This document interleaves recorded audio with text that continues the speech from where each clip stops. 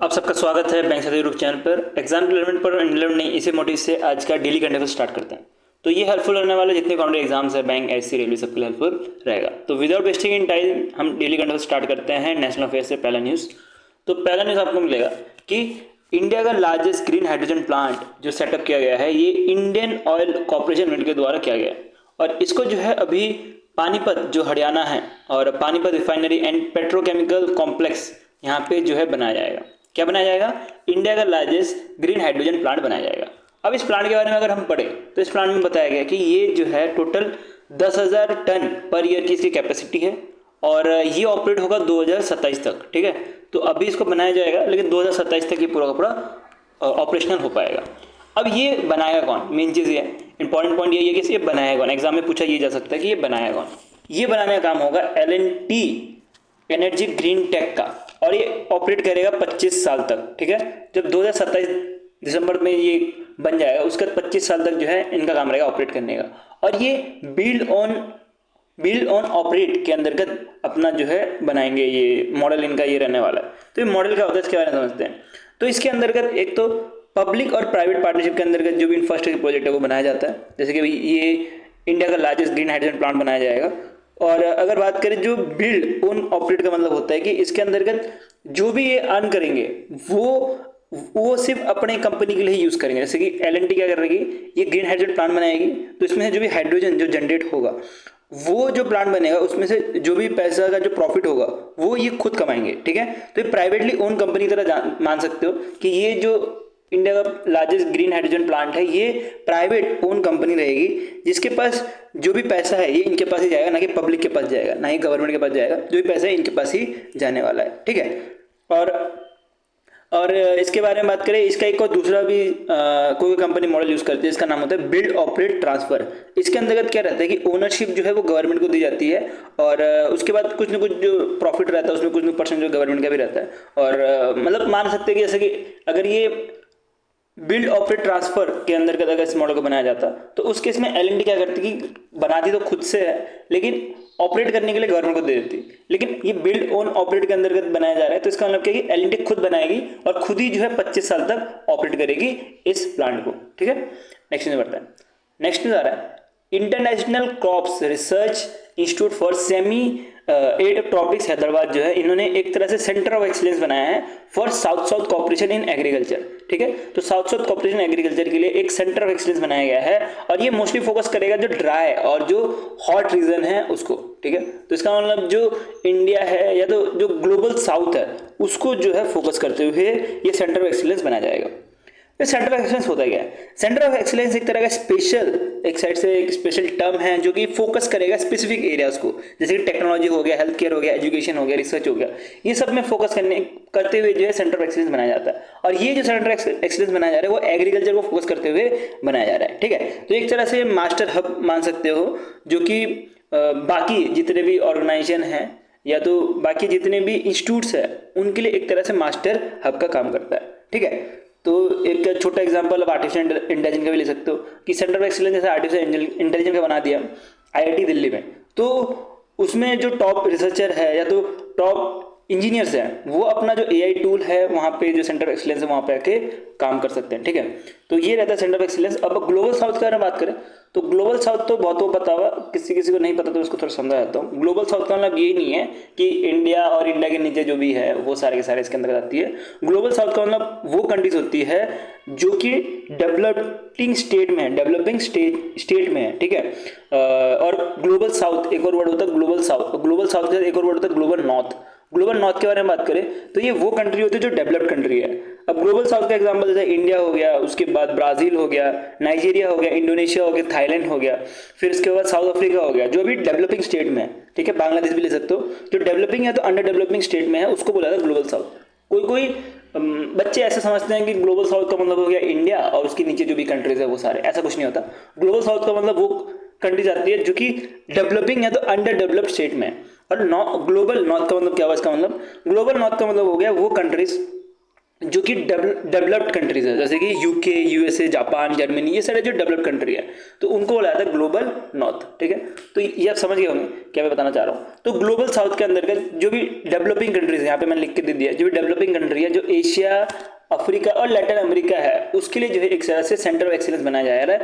और अभी ये हैदराबाद में इसका बनने वाला है। ठीक है, और इनका काम क्या होने वाला है, जैसे मैंने आपको ऑलरेडी बताया कि जो एग्रीकल्चर है उस फील्ड में काम करने वाली है।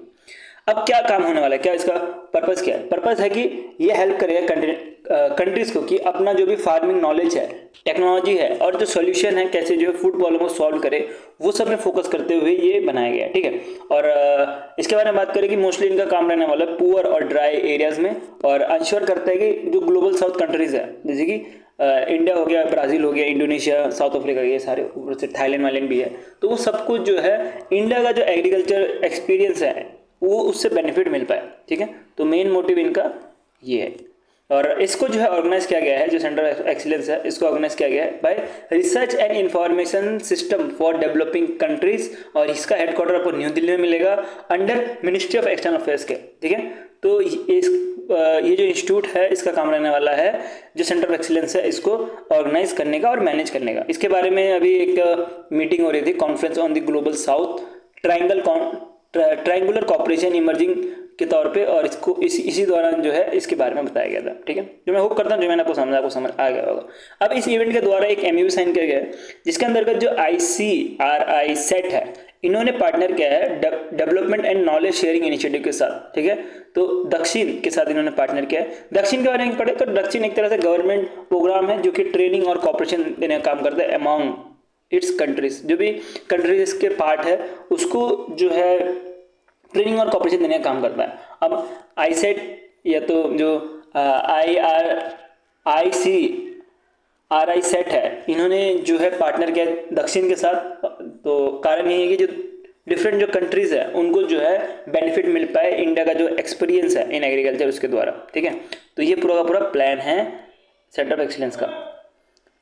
अब नेक्स्ट पढ़ते हैं सेलिब्रेशन। दो तरह के सेलिब्रेशन हैं। एक तो जो गवर्नमेंट ई मार्केट प्लेस है, जो गवर्नमेंट ई मार्केट प्लेस है उसका 8वीं एनिवर्सरी थी। ठीक है, तो इस साल क्या थी, 2025 में इनकी 8वीं एनिवर्सरी थी, और इसके ऊपर जो है इसके ऊपर सेलिब्रेशन की गई थी by ministry of commerce and industry के द्वारा। ठीक है, तो ये 8वीं जो एनिवर्सरी थी कि जैसे हम ग्लोबली प्रोक्योरमेंट कर रहे हैं उसको देखते हुए, अब ई मार्केट प्लेस है क्या, गवर्नमेंट का ई मार्केट प्लेस है क्या, ये एक तरह से मान सकते हो ये एक तरह से अमेजोन है खुद का गवर्नमेंट का, या फ्लिपकार्ट है खुद का गवर्नमेंट का, जहाँ पे अपना जो आइटम है, जो फार्मर्स हैं, ठीक है, वो अपना आइटम जो है लिस्ट कर सकता है, और यहाँ से जो सेलर है, होलसेलर या तो नॉर्मल जो रिटेल है, वो भी जो है खरीद सकते हैं। ठीक है, तो एक तरह मार्केट प्लेस है जहाँ पे फार्मर जो है अपना सामान लिस्ट करता है, और इसका जो है अभी 8वीं एनिवर्सरी थी। इतना आपको ध्यान देना एग्जाम के लिए। इसके साथ एक और पॉइंट ध्यान देना है कि गवर्नमेंट ने अभी जो 8वीं एनिवर्सरी हो रही थी, यहाँ पे जो है जेम AI रिलीज किया गया या तो लॉन्च किया गया। अबे जेम AI क्या है? जेम AI इंडिया का पहला AI powered public sector chatbot है। ठीक है, तो एक तरह का चैटबॉट बनाया गया है जिसकी वजह से जो यूजर को जो सपोर्ट चाहिए होता है एक मार्केट प्लेस से, वो सब दे सकते हैं। इसके साथ ही अगर कुछ प्रॉब्लम हो रही हो GEM मार्केट प्लेस में, तो वहाँ पे वो पर्सन जो है ग्रीवेंसेस भी फाइल कर सकता है। ठीक है, तो इसी के लिए जो है ये चैटबॉट बनाया गया। नेक्स्ट चलते हैं, नेक्स्ट आ रहा है लैवेंडर फेस्टिवल 2025। अब ये लैवेंडर फेस्टिवल 2025 है, इसको जो है सेलिब्रेट किया जा रहा है जितेंद्र सिंह के द्वारा। कौन सेलिब्रेट कर रहा है? जितेंद्र सिंह। और जितेंद्र सिंह अभी के टाइम पे क्या है, यूनियन मिनिस्ट्री ऑफ स्टेट है, और इनको जो है ministry of science and tech के लिए बनाया गया है। ठीक है, तो ये जो थर्ड लैवेंडर फेस्टिवल हो रहा था जम्मू एंड कश्मीर में हो रहा था, और जम्मू एंड कश्मीर में भी ऑर्गेनाइज करने वाली जो ऑर्गेनाइजेशन है उसका नाम आपको याद रखना है, council of science and industrial research India institute of integrative medicine, और ये जम्मू में बेस्ड है। तो इन्होंने जो है ये लैवेंडर फेस्टिवल करवाया था। ठीक है, और लैवेंडर फेस्टिवल का काम क्या रहने वाला है कि ये प्रमोट करेगा एंटरप्राइज को कि वो मोस्टली जो लैवेंडर है, या तो इसका अगर दूसरा नाम देखें तो एरोमेटिक क्रॉप फार्मिंग को जो है प्रमोट करने के लिए ये फेस्टिवल हर साल बनाया जाता है जम्मू एंड कश्मीर में, और इस बार जो है तीसरा 2025 में बनाया गया था। ये चीज़ ध्यान देनी है। अब बैंक अवेयरनेस के ऊपर पढ़े तो बैंक अवेयरनेस में पहला न्यूज़ RBI की तरफ से आ रहा है कि RBI ने जो है पब्लिश किया है data indication digression in the growth of banking deposit across India, कि इंडिया में जो बैंकिंग का डिपॉजिट है वो गिरते जा रहा है, ऐसा कुछ बताना है आरबीआई का इस बार 2000 फाइनेंशियल ईयर 2025 में। और ये ईयर एन ईयर एनालिसिस किया गया है। इसके अंदर बोला गया कि इंडिया जो 2024 के बारे में बात करें, फाइनेंशियल ईयर 2024 में, उस समय जो डिपॉजिट था 13% था। बट अभी के टाइम में बात करें करंट सिनेरियो में, तो अभी के टाइम पे फाइनेंशियल ईयर 2025 में जो है 10.6 ईयर एन ईयर ग्रोथ जो है डिक्रीमेंट दिख रही है। अब ये डिक्रीमेंट दिखने का कारण बहुत सारे हो सकते हैं, मोस्टली पैसे मतलब आ नहीं रहे लोगों के पास, ये समझ सकते हो। तो इसकी ये जो है रिफ्लेक्ट करता है हाउस होल्ड सेविंग और फिर इंस्टीट्यूशनल कॉन्फिडेंस कितना है, वो सब कुछ वो करता है, ठीक है। तो इसके अंतर्गत देखोगे तो इसके अंतर्गत जो डिपॉजिट कंपोजिशन है, इसके अंदर देखोगे जो टर्म डिपॉजिट है वो आपको मिलने वाला है 59.5% ऑफ द टोटल डिपॉजिट। तो जितने भी टोटल डिपॉजिट है उसमें टर्म डिपॉजिट आपको 59.5% मिलने वाला है, जो कि एक अच्छा खासा वैल्यू है। अगर पिछले साल के हिसाब से देखें, फाइनेंशियल ईयर 2024 के हिसाब से देखें, तो उसके इसमें 60% था। तो ये कुछ 0.5% डिक्रीमेंट हो गया यहाँ पे। और नेक्स्ट डेटा के ऊपर बढ़े तो ये आ रहा है 68.4 जो है टर्म डिपॉजिट जो है वो 1 से 5 साल की मेच्योरिटी का जो है लोगों ने लेके रखा है। बिकॉज अगर टर्म डिपॉजिट के बारे में बात करें तो इसके अंदर एफडी आता है और आरडी आता है। और एफडी की बात करें तो एफडी जो है 7 दिन से जो है बना सकते हो, ठीक है, 10 साल तक बना सकते हो, ज़्यादा ही बना सकते हो। लेकिन बात करें कि जो भी एफडी ले रहा है या तो जो भी टर्म डिपॉजिट ले रहा है वो जो है 1 से लेकर 3 साल तक जो मैच्योरिटी है उस पीरियड में ही ले रहा है। तो ये एक पॉइंट है, ये चीज़ आपको ध्यान देनी है। और प्रॉब्लम ये है कि लोग इस रिपोर्ट के हिसाब से लोग जो है ज़्यादा से ज़्यादा जो टर्म डिपॉजिट है उसकी तरफ बढ़ भी रहे हैं, तो कम मेच्योरिटी की तरफ बढ़ रहे हैं, ना कि बड़े मेच्योरिटी के ऊपर बढ़ रहे हैं। नेक्स्ट चलते हैं, नेक्स्ट आ रहा है 72.7% जो है टर्म डिपॉजिट जो है ऑफर करता है मोर देन 7% ऑफ इंटरेस्ट। और ये जो है बड़ा है, ठीक है। तो पहले से जो है 64.2% जो है पिछले साल से बड़ा है। अगर लास्ट डिपॉजिट के बारे में बात करें जो 1 करोड़ से ज़्यादा रहता है, वो आपको मिलेगा 45.1% ऑफ द टर्म डिपॉजिट। तो जितने टर्म डिपॉजिट है उसमें से 1 करोड़ वाले जो टर्म डिपॉजिट है वो 45.1% है। और इसमें भी जो है इंक्रीमेंट हुई है और कुछ 43.7% की इंक्रीमेंट हुई है पिछले साल से। अगर सेविंग डिपॉजिट के बारे में बात करें तो ये जो डिक्लाइन किया है 29.1%। पिछले साल जो था वो 30.8% था फॉर फाइनेंशियल ईयर 2024, ठीक है। और करंट डिपॉजिट के बारे में बात करें तो ये 9.8% है, ठीक है। तो कोई ये मत सोचना कि क्या मैं कुछ अलग से तो पढ़ा नहीं रहा हूँ, इसमें तो मैं आपको सिर्फ रेट बताते जा रहा हूँ। तो इसमें कुछ है भी नहीं पढ़ाने लायक, इसमें सिर्फ रट्टा लगाने लायक है। तो इसमें कुछ ज़्यादा दिमाग मारेंगे भी नहीं हम, ठीक है, कुछ फ़ायदा नहीं है। तो अगर बात करें कि मेजर डिपॉजिट की, तो टोटल जितने भी डिपॉजिट है, ठीक है, टोटल डिपॉजिट का 60.2% जो है आपको हाउस होल्ड से मिलने वाला है। उसमें वुमेन डिपॉजिट जो है 20.7% के आसपास है और सीनियर सिटीजन जो है वो 20.2% के आसपास है। ये सारे डेटाज हैं और डेटाज को याद रखना बहुत ज़रूरी है, इंपॉर्टेंट ज़रूर है। पर अभी के टाइम पे इतना दिमाग मत मारो। अभी के टाइम पे अगर याद रख भी लोगे ना तो एग्जाम में भूल जाओगे। बेटर है जब एग्जाम आएगा तब जो मैं आपको अल्टीमेट पीडीएफ दूंगा, या तो इसको नोट करके लिख लेना कि इसको मैं बाद में पढ़ूंगा, और तब जाके आपको जो भी ये वैल्यूज है उसको याद करते हुए चलना है, ठीक है। तो अभी के टाइम में छोड़ोगे तब भी चल जाएगा। अगर बात करें कि अगर आपको माइंड मैपिंग फॉर्म में अगर करंट अफेयर्स पढ़ना है तो अब हमारा जो है प्लान ले सकते हो 149 रुपीज़ में 1 साल के लिए मिल जाएगा, जहाँ पे हम daily current affairs, weekly current affairs जो है सब कुछ जो है माइंड मैपिंग में देते हैं। ऊपर से क्यूएनए पीडीएफ, ऊपर से अल्टीमेट पीडीएफ देते हैं, जो कि एग्जाम पीडीएफ के नाम से आना आता है। स्कीम पीडीएफ सब कुछ जी दिए जाते हैं, ठीक है। तो नेक्स्ट चलते हैं हम। नेक्स्ट जो है एक जीडी प्रेडिक्शन आई है, ये आ रही है organisation for economic cooperation and development France की तरफ से। और इसके अंदर बोला गया है फॉर द फाइनेंशियल ईयर 2026 जो है इंडिया का जो ग्रोथ प्रेडिक्ट किया गया है वो 6.3% किया गया है। और बात करें कि ये जो है डाउन किया गया है 0.1% से, और इसको मार्च 2025 में फोरकास्ट किया गया था और अब इसको 6.3% रखा गया है। और अगर फाइनेंशियल ईयर 2027 के बारे में बात करें तो उसके इसमें 6.4% रखा गया, और इसको भी जो है गिराया गया है 0.6% से। जो पहले जो प्रेडिक्शन की थी उससे जो है 0.6% जो है गिराया गया है। और ये India become the fastest growing economy, तब भी जो बोला जा रहा है कि इंडिया जो है फास्टेस्ट ग्रोइंग इकोनॉमी है इन G20 कंट्रीज में। अब ये हो क्यों रहा है? जैसे कि आपको पता होगा डोनाल्ड ट्रम्प ने जो है टैरिफ लगा दिया, एक तो उसका कारण है, और अभी रिसेशन भी चल रहा है थोड़ा बहुत इधर उधर का, तो उसकी वजह से भी जो है इंडिया का जो है जीडीपी फोरकास्ट कम किया हुआ है, क्योंकि पूरा ग्लोब का ही जीडीपी फोरकास्ट कम हो रहा है, ठीक है। और तब भी इंडिया जो है फास्टेस्ट ग्रोइंग में है जीडीपी कम होने के बाद भी, ठीक है। तो ये चीज़ आपको ध्यान देनी है।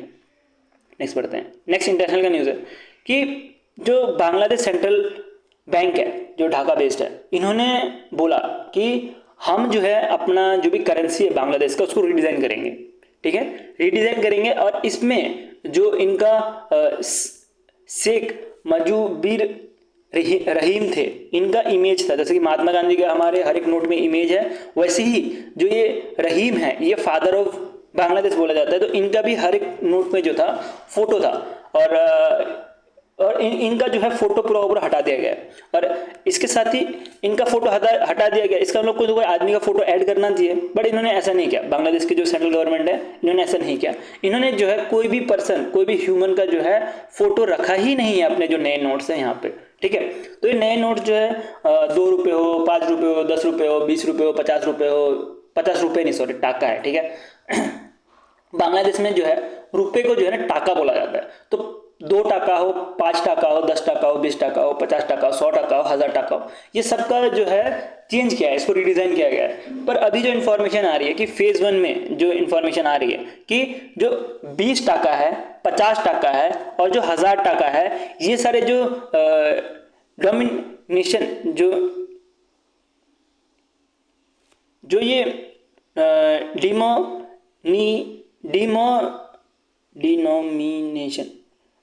डिनोमिनेशन जो है इसी को जो है चेंजेस किए गए हैं, ठीक है। तो ये सब डिनोमिनेशन को ही चेंज किया गया है।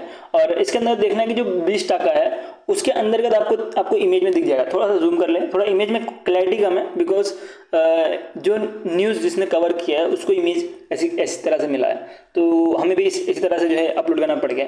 तो इसमें देखोगे तो इसमें कोई पर्सन का फोटो नहीं है, ठीक है। और इन्होंने जो ये नोट बनाया है इसमें आप देखोगे कि जो पहला आपको दिख रहा होगा ये एक टेम्पल दिख रहा होगा, ठीक है।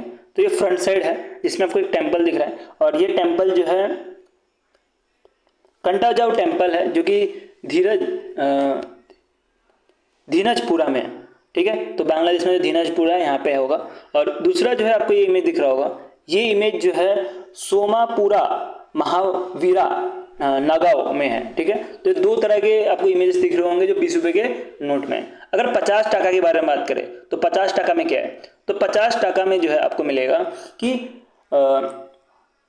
आसेन मंजिल, ये दिख रहे हो, ये आसेन मंजिल जो है वो बनाया गया है, उसका जो है फोटो रखा गया है 50 रुपये के नोट टाका में। और एक तरह से जो फेम आर्टवर्क है अबेदीन का जो आर्टवर्क है उसका रखा गया है। जैसे आप देख सकते हो एक गाय है, गाय जो है हल खींच रहा है, तो इनका एक आर्टवर्क था ब्रिटिश पैरा का, उसको जो है रखा गया है।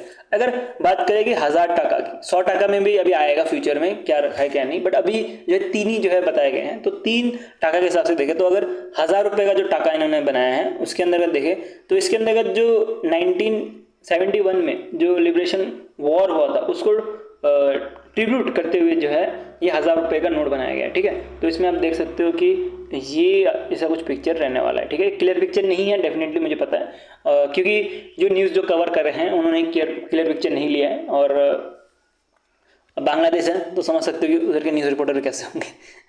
चलो यार एक मजाक से पढ़े चलते हैं और फिर पढ़ते हैं आगे कि जो शेख मुजीबुर रहमान थे, ये सेम तरह समझ सकते हो कि महात्मा गांधी जैसे हमारे फादर ऑफ इंडिया है वैसे ये फादर ऑफ बांग्लादेश थे। और इनका जो है फोटो हटाया गया है, वैसे मान सकते हो कि गांधी जी का फोटो हटा के जो है ताजमहल वाजमहल रख दिया, ऐसे कुछ किया है बांग्लादेश ने, ठीक है।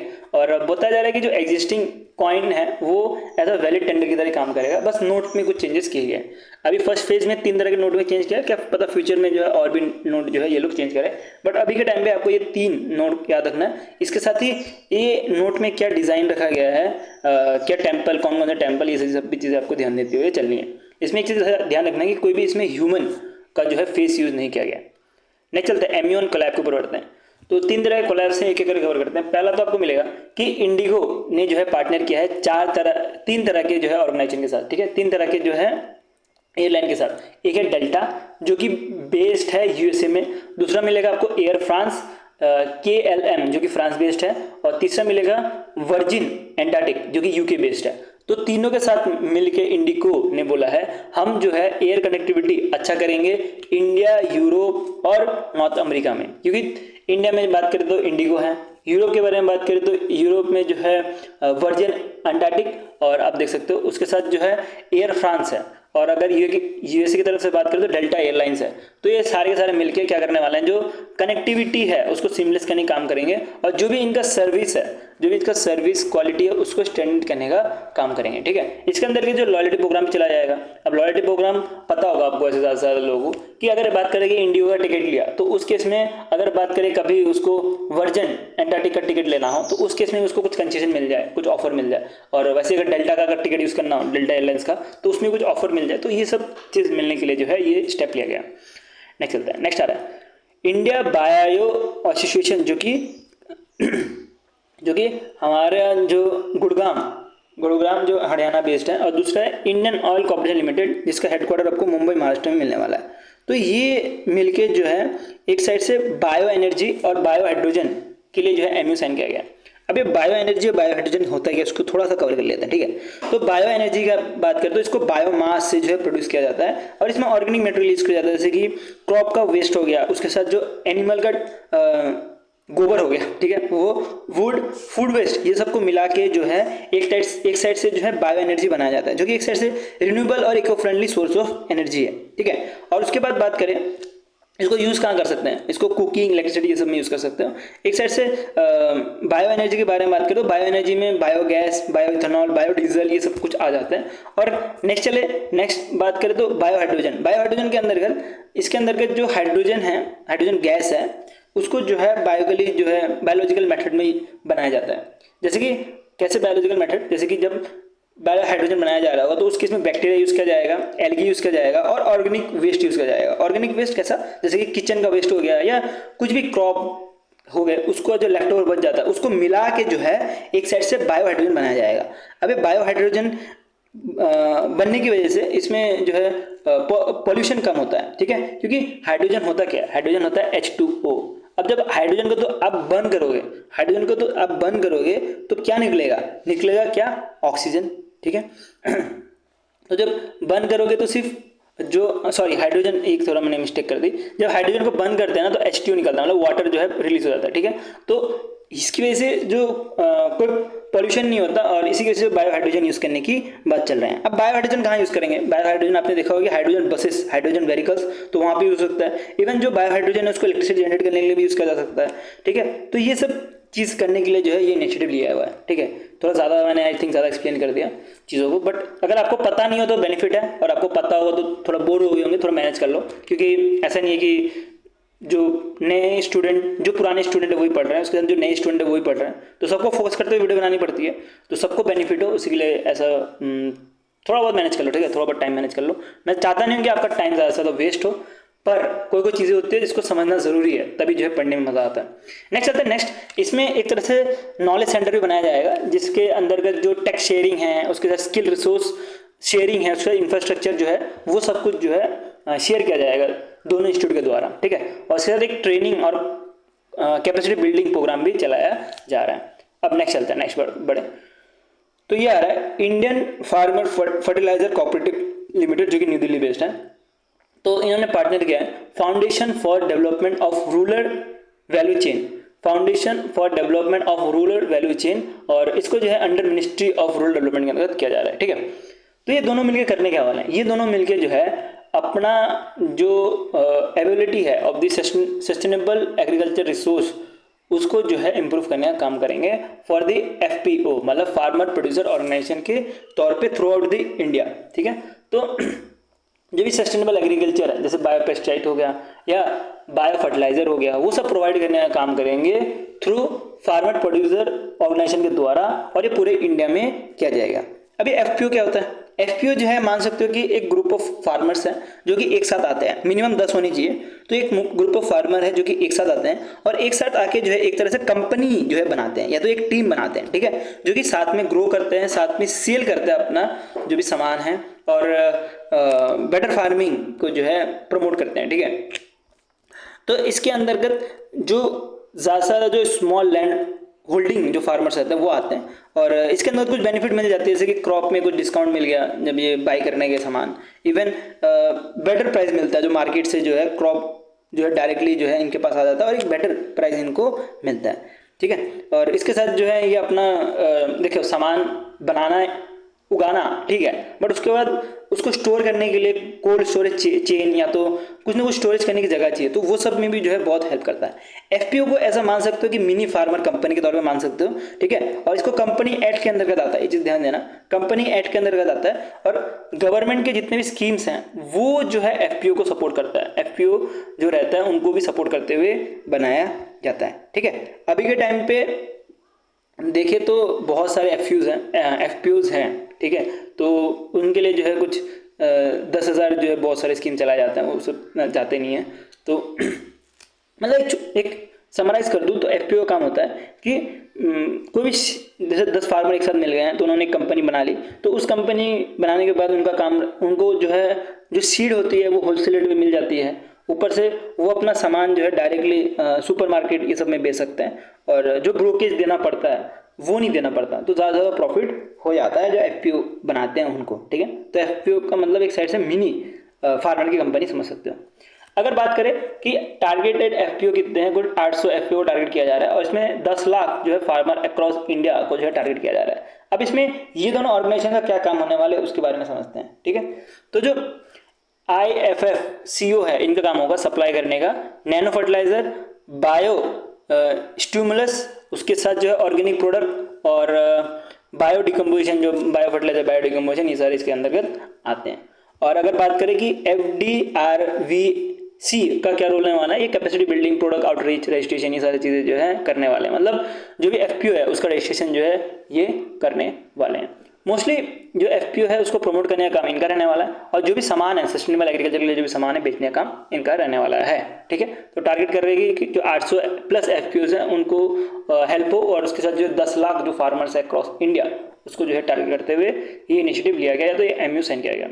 अब अपॉइंटमेंट के ऊपर बढ़े तो ये आ रहा है स्वरूप कुमार साहा, जो कि ईडी थे, मतलब एग्जीक्यूटिव डायरेक्टर थे पीएनबी के 2021 और 2022 में। इनको फिर अपॉइंट किया गया था as MD and CEO of Punjab and Sindh bank, और इनका भी टर्नओवर खत्म हो रहा है, और इनका टर्नओवर खत्म होने से पहले ही इनको जो है एक तरह से एक्सटेंशन मिल गई है और आगे काम करने के लिए इनका अपॉइंटमेंट जो है अप्रूव किया गया है bye appointment committee of cabinet के द्वारा, और ये जो है 2027 तक 28 फरवरी 2027 तक जो है काम करने वाले हैं। ओरिजिनली इनको जून 2022 में जो है इनका टर्न स्टार्ट हुआ था, और अभी ये 2 जून 2025 में जो है टर्न खत्म हो रहा था, बट अब ये एक्सटेंशन की वजह से ये जो है 2027 तक काम करेंगे, ठीक है। टोटल 3 साल का इनको और एक्सटेंशन मिला है, ठीक है। तो अगर बात करें MD एंड CEO की, वो कैसे अपॉइंट होते हैं, तो इसके बारे में मैंने ऑलरेडी बताया कि जो फाइनेंस सर्विस ISBI होता है तो वो अपॉइंट करता है, बोर्ड इंस्टीट्यूट है तो वो अपॉइंट करता है, उसके बाद जाता है ACC के पास, जो भी MD एंड CEO PSB के रहता है उसके बाद जाता है ACC के पास, मतलब अपॉइंटमेंट कमेटी ऑफ कैबिनेट के पास जाता है। उसके बाद जो है वो जाता है डिपार्टमेंट ऑफ फाइनेंस की तरफ, और उसके बाद डिपार्टमेंट ऑफ फाइनेंस जो है अपना जो लेटर है वो प्रोड्यूस करता है, और वो लेटर प्रोवाइड किया जाता है जो भी MD एंड CEO है उनके लिए, ठीक। नहीं चलता है, नेक्स्ट आ रहा है सेताफन, जो कि एक तरह से CEO बनाए गए हैं, चीफ एग्जीक्यूटिव ऑफिसर के तौर पे बैंक के, ठीक है। और ये जो है इंडिया की तरफ से बनने वाले हैं, ठीक है। तो ये जो बैंक ये बेस्ड है जर्मनी का, और इनका जो हेडक्वार्टर इंडिया में है उसके लिए जो है इनको CEO बनाया गया, उसके साथ ग्लोबल ICO बनाया गया, और उसके साथ जो है leader of global technology centre के लिए बनाया गया है। तो ये 3 रोल जो है इनको एक साथ ही दिया गया। नेक्स्ट चलते हैं, नेक्स्ट इंडेक्स एंड रैंकिंग ऊपर बढ़े तो बहुत इंपॉर्टेंट है ये। इंडेक्स एंड रैंकिंग ऊपर बढ़े तो ग्लोबल स्टैंडर्ड इंडेक्स रिलीज किया गया है Morgan Stanley international capital international के द्वारा, और मॉर्गन स्टैनली के बारे में पता ही होगा कितनी बड़ी जो है बैंक है, इंटरनेशनल बैंक है। तो इन्होंने अभी 2 कंपनी को ऐड किया गया अपने इंडेक्स में, एक आपको मिलेगा मेंडल, ठीक है, और दूसरा आपको मिलेगा नाइका। तो दोनों को जो है इनके जो है इंडेक्स में ऐड किया गया है। अब इनके इंडेक्स में ऐड किया गया इसका मतलब क्या हुआ कि इनका जो भी इंडेक्स रहता है उसके अंतर्गत जो म्यूचुअल फंड है वो कितना पावरफुल है उसके ऊपर जो है इनका ये पूरा का पूरा इंडेक्स बनता है, ठीक है। तो मतलब अगर अभी नाइका को रख दिया गया है तो इसका मतलब क्या होगा कि जो ग्लोबल इक्विटी मार्केट है इसमें इनका रिप्रेजेंटेशन रहने वाला है, ठीक है। और अभी के टाइम पे बात करें कि टोटल इस इंडेक्स में 30 एडिशन हुआ है और 61 रिमूवल हुआ है।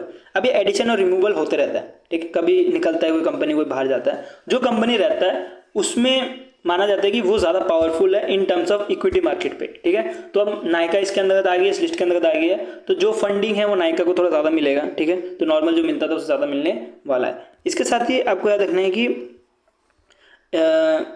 इसके साथ ही आपको याद रखना है कि जो ज़्यादा से ज़्यादा जो कंपनी इसके अंतर्गत आती है वो यूएसए, ये सब जो साउथ जो ग्लोबल नॉर्थ की कंपनीज है वो सबको ज़्यादा मिलेगी। जो नॉर्थ कंपनी के जो नॉर्थ ग्लोबल नॉर्थ के जो कंट्रीज़ है उसके जो कंपनीज है उनके प्रेजेंस इसमें ज़्यादा है, ठीक है। तो टोटल जो है इस इंडेक्स में बात करें तो 1353 जो है टोटल कंपोजिशन है। और सबसे टॉप में जो है यूएसए मिलने वाली है सबसे ज़्यादा जो है।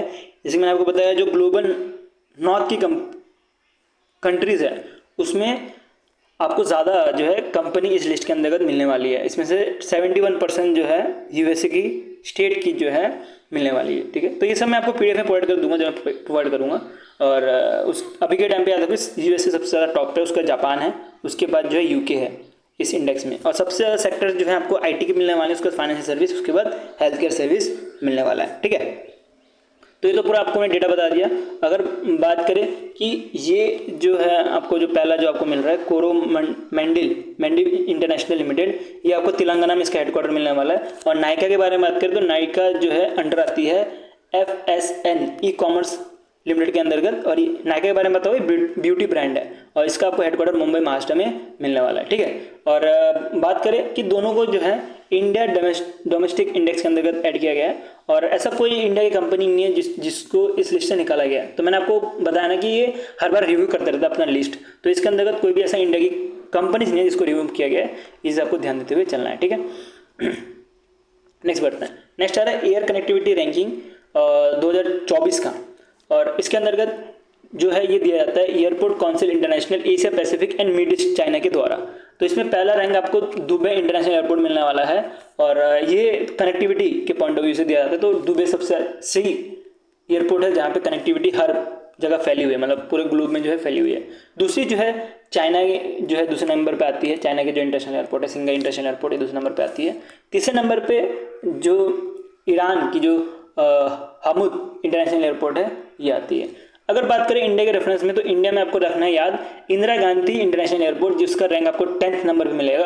और इसको जो है as a hub connectivity index के तौर पे रखा गया, मतलब कि ये एक तरह का हब है, तो उस केस में इनको जो है 10th नंबर पे रखा गया। और बात करें कि जो दुबई इंटरनेशनल एयरपोर्ट है इसको as a new hub connectivity index के तौर पे भी रखा गया है, ठीक है। तो ये जो न्यू हब कनेक्टिविटी इंडेक्स है इसको इंट्रोड्यूस किया गया 2025 में। इससे पहले नहीं था, इससे पहले सिर्फ एयर कनेक्टिविटी इंडेक्स था।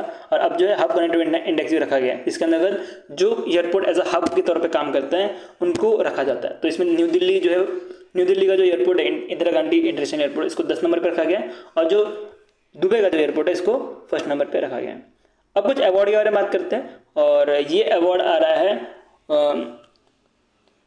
कंडेरे Hurun India women leader list 2025, जिसके अंतर्गत जो वुमेन हैं उनको जो है जो वुमेन लीडर हैं उनको जो है 5 कैटेगरी के अंतर्गत रखा जाता है, ठीक है। तो इसमें आप देख सकते हो कुछ 97 जो वुमेन को जो है रिकॉग्नाइज किया गया है इस लिस्ट के द्वारा। और इसमें हुरुन इंडिया जो मुंबई बेस्ड है और जो कैंडेरे है ये जो लग्जरी जो इंडियन ज्वेलरी ब्रांड है जो मुंबई बेस्ड है, दोनों ने मिलकर जो है ये अवार्ड दिया गया है। अब ये 97 के 97 नाम तो याद रखना पॉसिबल है नहीं, लेकिन 5 नाम तो याद रख सकते हो। तो 5 नाम याद रखना जो कि इंपॉर्टेंट है। तो ये पहले कैटेगरी आपका रखना प्रोफेशनल्स में जो है शांति को जो है ये अवार्ड दिया गया जिनका एज आपको 62 मिलेगा। ये अभी के टाइम पे डिप्यूटी मैनेजिंग डायरेक्टर की तरह काम कर रहे हैं कोटक महिंद्रा बैंक में, ठीक है। तो इनको अवार्ड दिया गया है। उसके बाद फर्स्ट जैन वेल्थ कैटेगरी में जो है राधा जी को जो है रखा गया। और इनका एज देखोगे तो 52 इनका एज है। ये जोहो कॉर्पोरेशन के जो है को फाउंडर है। उसके बाद यंग वुमेन लीडर के तौर पे जो है ईशा अंबानी को रखी गई है जो कि एज आपको 33 मिल जाएगी। और ये अभी के टाइम पे ईडी के द्वारा काम कर रही है रिलायंस में। और इनका रैंक देखोगे तो 6th मिलने वाला है। ये इंपॉर्टेंट पर्सन है तो इसलिए इनका नाम आपको याद रखना है। और इनका नाम रैंक जो है 6% में। और यंगेस्ट ऑनर के बारे में मतलब सबसे यंगेस्ट तो आपको मुरनाल पंचाल मिलने वाला है जो कि 26 एज के हैं, जो कि फाउंडर है इन्फ्लुएंसर के, ठीक है। उसके बाद ओल्डेस्ट ऑनर के बारे में बात करें तो ये 87 एज के मिलेंगे अर्पिता सिंह, जो कि एक तरह से आर्टिस्ट है। तो टोटल कलेक्टिवली अगर बात करें कि कलेक्टिवली जो वुमेन बिजनेसेस जो मैनेज कर रही है इस लिस्ट के अंतर्गत, वो आपको 140 बिलियन US डॉलर के आसपास मिलने वाला है। और जो सेक्टर कवर है इसके अंतर्गत फाइनेंस सेक्टर, टेक कवर है, स्टार्टअप, आर्ट, ये सब कुछ जो है इसके अंतर्गत कवर है। नेक्स्ट चलते हैं, नेक्स्ट न्यूज़ में बढ़ते हैं। तो नेक्स्ट न्यूज़ आ रहा है 58 ज्ञानपीठ अवार्ड। तो 58 ज्ञानपीठ अवार्ड जो है ये मोस्टली जो लिटरेचरी वर्क रहता है इंग्लिश और फिर इंडियन लैंग्वेज में उसको दिया जाता है। और इस बार जो है पेशेंट द्रौपदी मुर्मू दे रही थी, इस बार नहीं हर साल ही जो है पेशेंट द्रौपदी मुर्मू या तो जो प्रेसिडेंट ऑफ इंडिया रहता है वही देता है। तो इस बार आपको 2 पर्सन के नाम याद रखना है। एक है जगा गुरु रामभद्राचार्य, ये जो है एक तरह से संस्कृत स्कॉलर है, इनको रखा गया। उसके साथ गुलजार जो कि उर्दू पोएट और लिरिसिस्ट है, इनको भी रखा गया। ठीक है, तो अगर बात करें कि जो जगत गुरु बोल रहा हूँ मैं, जगत गुरु जो है इनको ऑनर किया गया इनके संस्कृत लिटरेचर की वजह से। और अगर बात करें जो गुलजार हैं इनको ऑनर किया गया है कि इन्होंने जो उर्दू लिटरेचर में काम किया उसके लिए। ठीक है, अभी अवार्ड के बारे में बड़े क्या है ये ज्ञानपीठ अवार्ड। ज्ञानपीठ अवार्ड जो है 1965 में जो है बाय भारतीय ज्ञानपीठ के द्वारा जो एस्टैब्लिश किया गया था।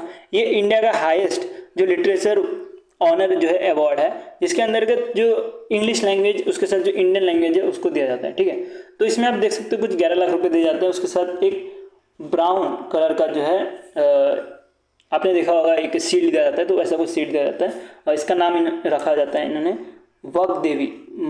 वक देवी, इसका मतलब गॉडनेस सरस्वती के नाम पे जो है ये इनको जो है एक तरह से दिया जाता है। ठीक है, तो ये चीज़ आपको ध्यान देते हुए चलनी है।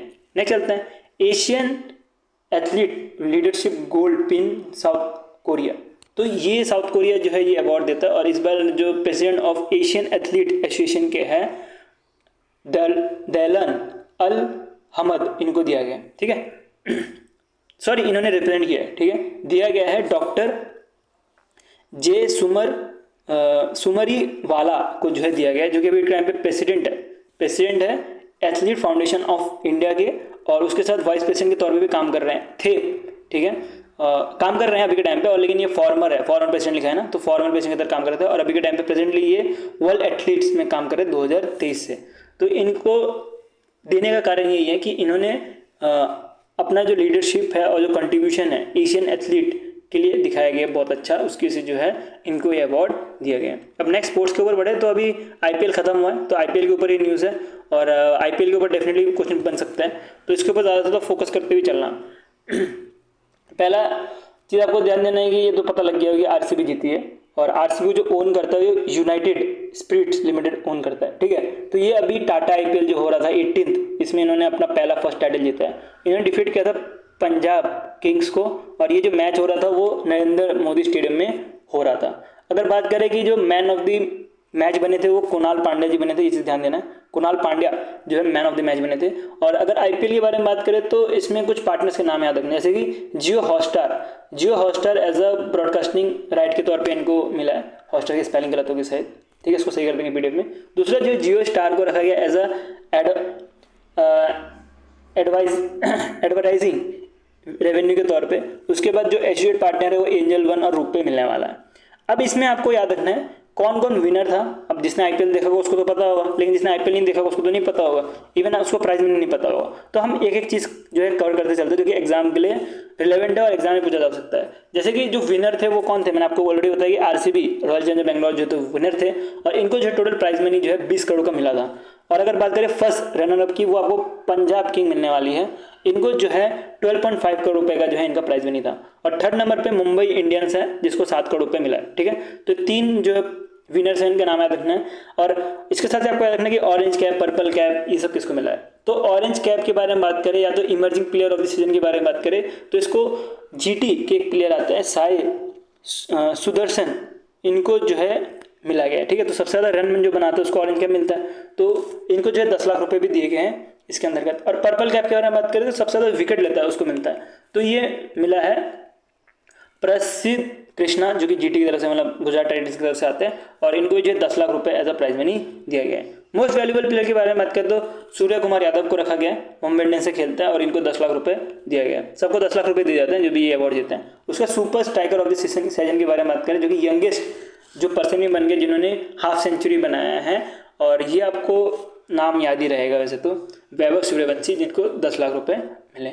ये तो हमने बात कर ली जो इंपॉर्टेंट चीज़ें हैं। अब कुछ इंपॉर्टेंट अचीवमेंट जो कि किए गए हैं इस आईपीएल में, जैसे कि सबसे ज़्यादा सिक्सेस जो मारे हैं, 300 सिक्सेस मारे हैं इन द आईपीएल हिस्ट्री, और पहली बार ऐसा हुआ इंडिया में कि 300 सिक्सेस एक साथ मारे हैं एक ही प्लेयर ने, वो आपको मिलेगा रोहित शर्मा। तो रोहित शर्मा मुंबई इंडियंस से खेलते हैं तो पता ही होगा, इंडिया की टीम के कैप्टन भी है। तो इन्होंने 300 आईपीएल के सिक्सेस मारे हैं, पहली बार ऐसा इन्होंने किया है आईपीएल हिस्ट्री में, ये ध्यान देनी है। उसके बाद फर्स्टेस्ट आईपीएल सेंचुरी जो है वो सूर्यवंशी ने बनाई है, और ये ग्लोबली सेकंड नंबर पे आती है आईपीएल में। फर्स्ट नंबर पे क्रिस गेल है और सूर्यवंशी ने जो है सेकंड नंबर पे ग्लोबली आती है, बट इंडिया में जो है फर्स्ट नंबर पे आता है। उसके बाद बात करेंगे इंडिया फर्स्ट जिन्होंने 4 विकेट जो है आईपीएल के डेब्यू में ही ले ली थी, मतलब पहले मैच में जो ले ली थी, वो आपको अश्विनी कुमार मिलने वाली है मुंबई इंडियंस से।